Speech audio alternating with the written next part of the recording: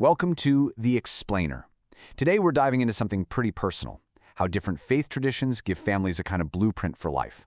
We're going to look at a whole range of sources, from university studies to religious texts and personal stories, to see how parents use these structures, rituals, and values to raise their kids. You know, when you boil it all down, parenting really comes back to this one single question. It doesn't matter if you're religious or not, every parent struggles with this. How do I give my kids the values and principles that I think are important? It's totally universal, and for a lot of people, religion offers a map that's been tested for centuries. So, let's get into it. All right, here's a quick look at where we're headed. First up, we'll talk about faith as a framework for family. Then we'll get into the power of rituals and how values get passed down. After that, we'll look at the role of community, tackle some of the inevitable friction that comes up, and wrap it all up with the bigger search for meaning that connects everything. So let's start with this first big idea. For many people, faith isn't just a list of things to believe. It's a real, intentional structure for family life, a conscious way of taking on the huge job of raising children. This quote from writer Carrie Gershon just captures it perfectly. The idea is that you're not just winging it. You're drawing from this deep, historical, spiritual well. And notice the words she uses. Parenting isn't just a task, it's a sacred duty. That really changes how you approach it.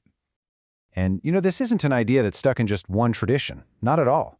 In Islam, for instance, you see scholarship that frames parenting as a divine responsibility. The thinking here is that raising kids is actually an act of worship, something with real spiritual weight.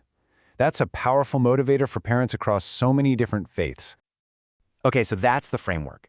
But how does it actually get put into practice day to day? Well, that brings us to our next section, which is all about the power of ritual. We're talking about those small, repeated actions that build connection and weave meaning into the everyday rhythm of family life. So what is a family ritual, really? Well, this definition from a Brigham Young University study is pretty great. It's not just stuff you do on a schedule. The key parts here are symbolic meaning and patterned interaction. Those two things work together to create real family togetherness. And this is exactly what that academic definition looks like in the real world. This quote comes from Pakiza, a mother from that same BYU study.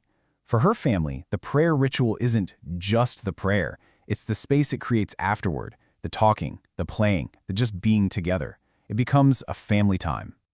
And these rituals can look so different, right? It could be the Jewish blessing over bread before a meal, the hamotzi, or nightly prayers in a Christian family, or the 5 daily prayers in Islam, which create all these little connection points throughout the day.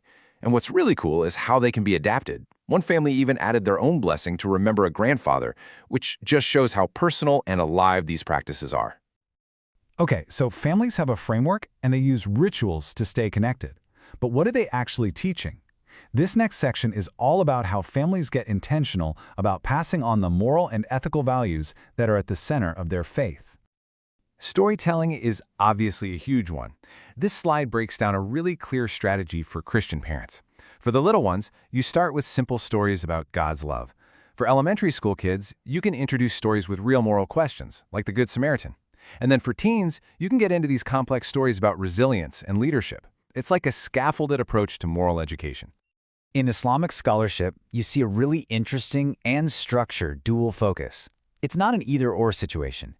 The idea is to ground your kids in the absolute fundamentals of their faith and equip them with the worldly skills they need to be a positive force in society. It's this really holistic vision for raising a well-rounded human being. But here's the thing. No matter what stories you tell or what texts you study, one theme just kept popping up in all of our sources: modeling. The most powerful lesson isn't what you say, it's what you do. Kids soak up values by watching their parents actually live them out, day in and day out. But parents aren't expected to do all this alone, not by a long shot. And that brings us to our fourth section, the absolutely crucial role that the wider faith community plays in backing up families and reinforcing what's being taught at home. We've all heard the saying, "It takes a village," right? Well, this quote from the Yakin Institute just nails it. For religious families, that village is right there in their faith community. It's a whole network of people who share your foundational values, and that is a massive source of support. And building that village is a very active thing. This isn't passive. We're talking about strategies like regular attendance at the mosque, actively seeking out other families with similar values, and getting kids involved in youth groups or weekend schools. It's all about intentionally weaving your family into a bigger social fabric that holds up and reflects your core beliefs. Now, so far, this all sounds pretty harmonious. But we need to be real. Raising kids in faith is not always easy. So this section is about the friction, the challenges, the times when belief becomes a source of tension instead of unity. Man, this quote from the BYU study is just so powerful because it feels so real. You can just feel the tension. Here you have a husband and wife who both believe, but they're fighting over what praying together even means. It just shows how even what seem like small differences in practice can cause major stress in a relationship. And the potential flashpoints are everywhere. It can be disagreements between the parents themselves. It can be the huge challenge of a child deciding they just don't believe anymore. Sometimes it even comes from teens who take the faith more seriously than their parents and start calling them out. And of course, there's the very modern challenge of talking about tough subjects within a traditional religious framework. So, we've looked at the framework, the rituals, the teaching, the challenges. Where does all this leave us?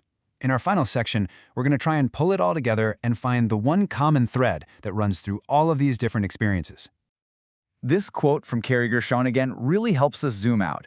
Maybe the goal isn't to find the one right answer or the perfect way to do things. Maybe what really matters is the process itself, the questioning, the wrestling with ideas, the search for meaning and connection.